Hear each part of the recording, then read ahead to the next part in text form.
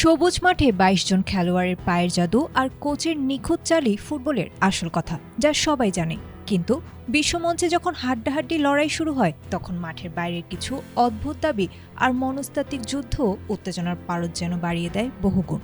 কখনো কখনো মাঠের ভেতরের লড়াইকেও ছাপিয়ে যায় এক অলৌকিক বিশ্বাসের গল্প, যা সাধারণ ফুটবল প্রেমীদের কৌতূহলকে নিয়ে যায় একেবারে তুঙ্গে। ঠিক এমনই এক নাটকীয় আর রোমাঞ্চকর আবহ তৈরি হয়েছে বিশ্বমঞ্চের এবারের নকআউট পর্বের একটি ম্যাচকে ঘিরে।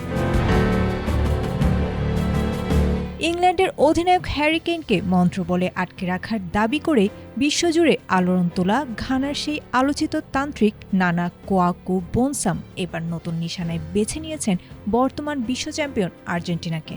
শনিবার আমেরিকার মায়ামির হার্ড রক স্টেডিয়ামে অনুষ্ঠিত হতে যাওয়া শেষ ৩২-এর ম্যাচে আকাশী নীলদের বিদায়ের ঘণ্টা বাজিয়েছেন তিনি।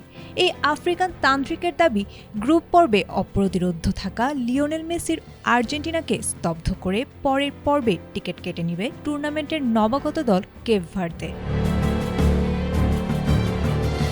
এর আগে ইংল্যান্ডের ম্যাচগুলোতে গ্যালারিতে সাদা পাউডার ছেটানো কিংবা কেইনের গোল খরা ও জোড়া গোল নিয়ে বোনসামের বক্তব্য ফুটবল বিশ্বে ব্যাপক আলোচনার জন্ম দিয়েছে। কেইনকে নিজের মন্ত্রবলে আটকে রাখা কিংবা পরবর্তীতে তাকে মুক্তি করে দেওয়ার মতো অদ্ভুত সব দাবি সামাজিকভাবে ভাইরালও হয়। যদিও এসব দাবির কোনো বৈজ্ঞানিক ভিত্তি নেই, তবুও নকআউটের মহারণের আগে তা যেন নতুন এক মনস্তাত্ত্বিক উপাদান যোগ করেছে।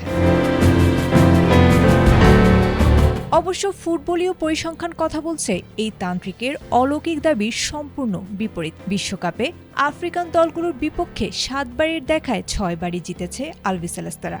নিজেদের প্রথম বিশ্বকাপে স্পেন, উরুগুয়ে ও সৌদি আরবের মতো পরাশক্তিদের গ্রুপে রুখে দিয়ে ইতিহাস গড়া কেপ ভার্দে এবার নতুন রূপকথা লেখার স্বপ্নে বিভোর। তান্ত্রিকের মনস্তাত্ত্বিক বাণী নাকি মাঠের চিরন্তন ফুটবল? মায়ামির হার্ড রক স্টেডিয়ামে শেষ পর্যন্ত কার জয় হয়, ফুটবল বিশ্ব এখন মাত্র সেই রোমাঞ্চকর ক্ষণগণনায় ব্যস্ত। আয়েশা আক্তার, এটিএন বাংলা।